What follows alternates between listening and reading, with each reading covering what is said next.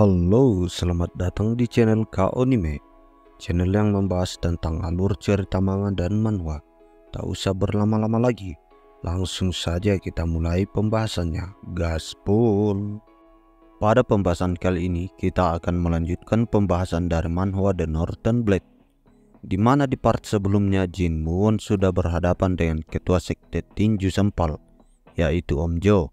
Diceritakan di part sebelumnya, Om Jo ini adalah satu dari mantan 4 pilar surgawi utara yang ikut mengkhianati ayah dari sang MC kita.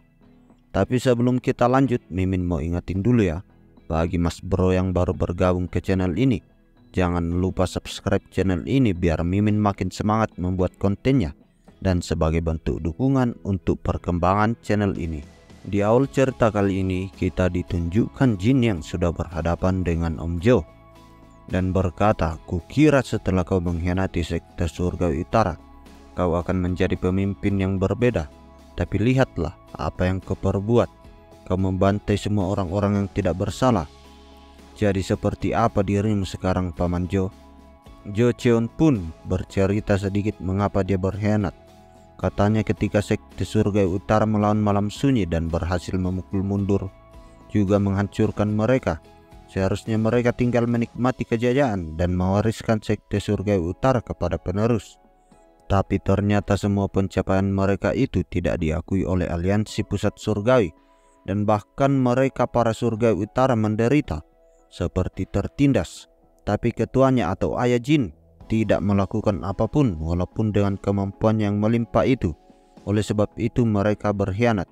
Kembali ke pertarungan mereka, Om Jo mengeluarkan skill bernama Strike of the Kingfish. Dengan serangan itu Jin terlempar cukup jauh dan menabrak bukit-bukit. Mereka bertarung sambil berbicara tentang pengkhianatan sampai Jin dipukul ke arah tanah.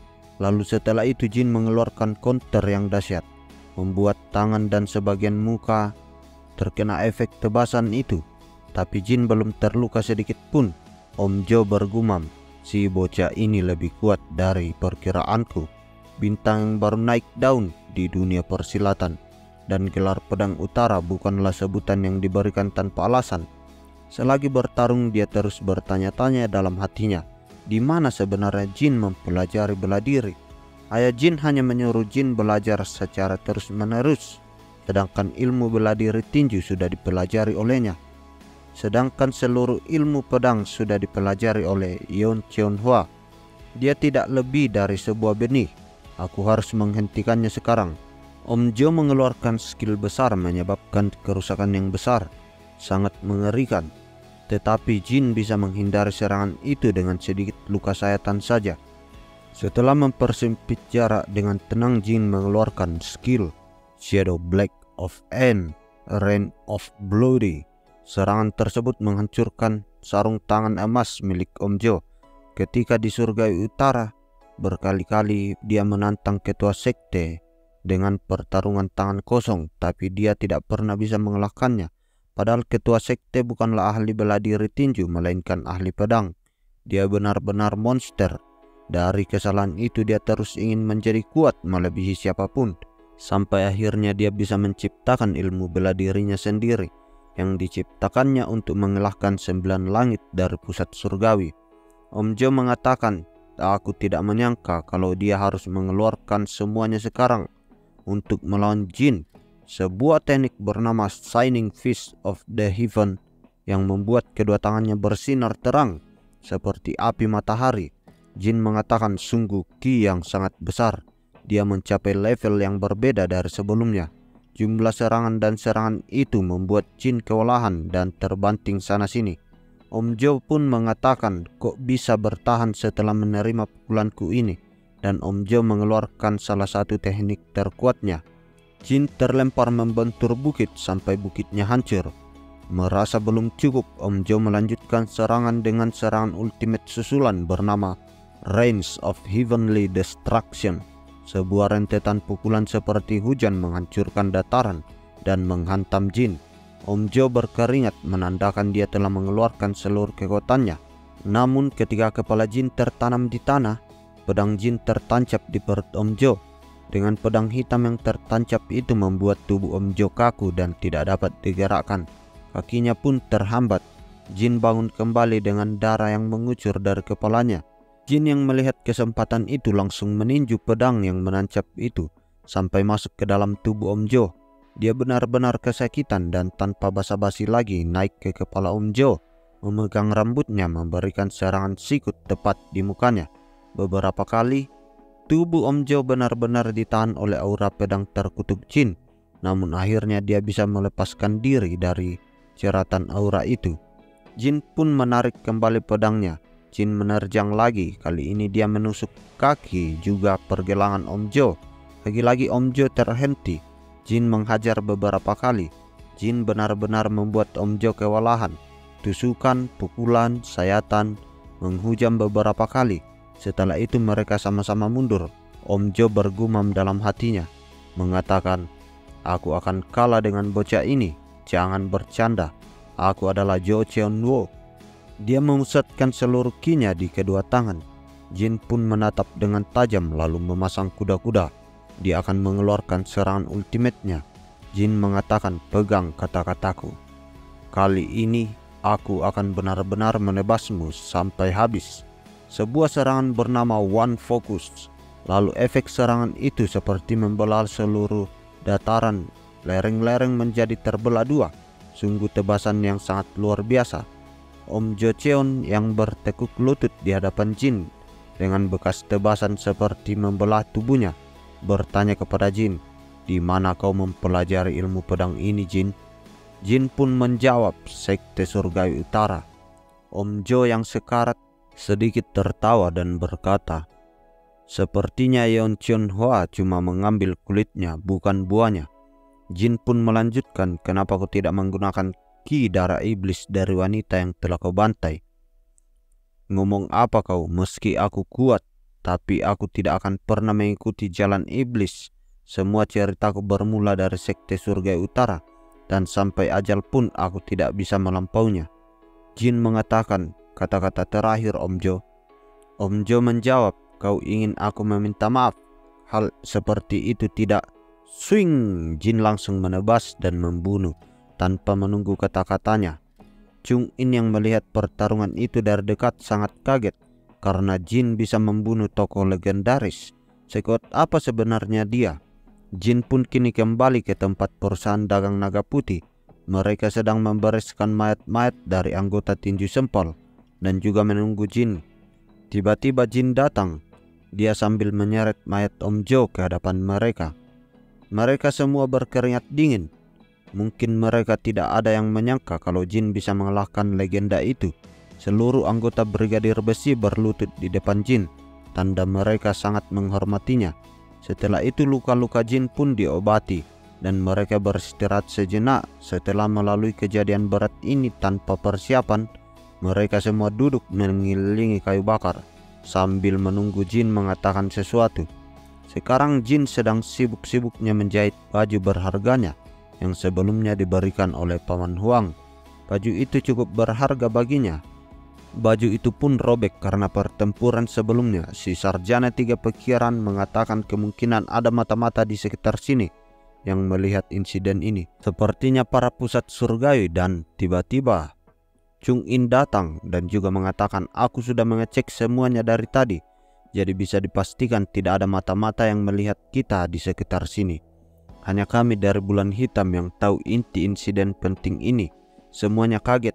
Kok bisa nama Bulan Hitam disebut? Dan Bulan Hitam itu sendiri ada di sini. Mereka sebenarnya paling mengkhawatirkan Bulan Hitam karena mereka adalah informan terbesar di dataran tengah. Tapi si Sarjana gila langsung sadar mengenai perkataan Jin dulu, yang mana Jin mengatakan ada partner bayangan. Jadi yang dimaksud Jin adalah ini, dari Bulan Hitam. Menarik, kata Sarjana gila. Dan lagi Jin mengatakan kalau dia bukan masalah karena dia bisa dipercaya. Sarjana gila mengatakan boleh juga. Sarjana gila pun kini menganalisa semua orang, mulai dari Brigadir Besi yang pasti memiliki hutang besar dan hutang budi kepada Jin. Begitu juga dengan perusahaan dagang naga putih yang bisa menjadi aset keuangan ke depannya nanti. mengingat mereka sangat berhutang budi kepada jin. Juga kalau Paman Huang dan muridnya Munjuk, itu tidak perlu dipertanyakan lagi lah, mereka pasti akan mendukung jin apapun yang terjadi.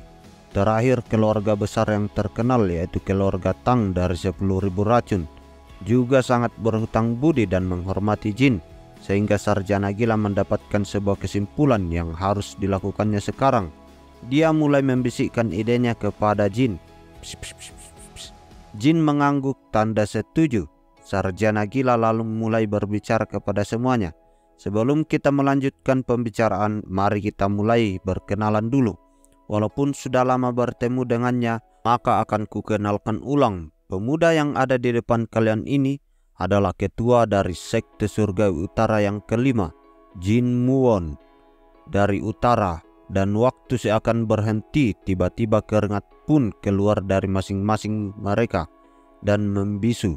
Untuk beberapa saat mencerna kata-kata yang mengejutkan tersebut, sedangkan Chung In panik dan mengatakan dalam hati, apa yang dia lakukan? Kenapa memberitahukan rahasia penting ini kepada semua orang? Tapi Jin santai saja, karena dia sepenuhnya yakin dengan apa yang dilakukan oleh Sarjana Gila. Dia adalah orang terpintar menurutnya, dan segala tindakannya pasti berada beberapa langkah jauh dari semua orang. Tetua Tang berteriak, apakah aku harus cek di Surgawi Utara? Aku kira dia telah mati. Kau tidak bercanda kan? Terus si Tetua Tang langsung tidak enakan dengannya dan mengatakan, keluarga kami sangat menyesal karena tidak bisa membantu sekte Surgawi Utara 10 tahun yang lalu. Tidak bisa dipercaya kalau kini kau harus menjumpai ketua besar keluarga Tang sekarang. Pihak perusahaan dagang naga putih dengan wajah terkejut hanya mengatakan, sekarang semuanya menjadi jelas dan masuk akal. Maksudnya adalah pemuda tanpa nama sebelumnya bisa mengalahkan seorang legenda. Itu tidak masuk akal. Tapi lain ceritanya kalau pewaris sekte Surgawi Utara yang melakukannya. Munjuk yang melihat jin dengan mata yang berbinar-binar. Si ketua Brigadir Besi hanya tertawa kuat. Hahaha. Apa kamu ketua sekte Surgawi Utara? Oh, pantaslah. Jinku sayang, aku tahu kau bukan orang biasa. Tapi siapa tahu kamu sangat luar biasa sampai membuat semua orang berpikir. Sarjana Gila pun memotong pembicaraannya. Baiklah, tolong tenang dulu. Aku yakin kalian semua pasti sudah mendapatkan bantuannya, bukan? Sekaranglah saat kalian membalasnya. Jin masih sibuk menjahit bajunya, seakan dia tidak peduli. Saat ini aliansi pusat surgawi sudah tertarik kepada pedang utara. Tapi mereka tidak tahu kalau pedang utara itu adalah ketua sekte Surgawi Utara saat ini. Belum saatnya membongkar identitasnya kepada dunia. Dia masih perlu lebih kekuatan dan dukungan. Identitasnya pasti akan terungkap. Tapi sampai saat itu kita rahasiakan selama mungkin. Kalian hanya perlu menutup mulut rapat-rapat dan menjaga rahasia ini. Dan topik selanjutnya, bulan hitam. Kau harus segera bekerja sekarang. Bulan hitam terkenal dengan broker informasinya. Dan sebuah rumor terkenal sebagai penyebab kebingungan. Baru saja kupikirkan. Sebuah rumor yang luar biasa. Jadi begini ceritanya. Malam Sunyi mencoba mendiami Unam yang dikuasai oleh sekte Tinju Sempal. Om Jo Cheon untuk ingin membongkar Malam Sunyi, maka membasmi semua kehidupan di kota Giok.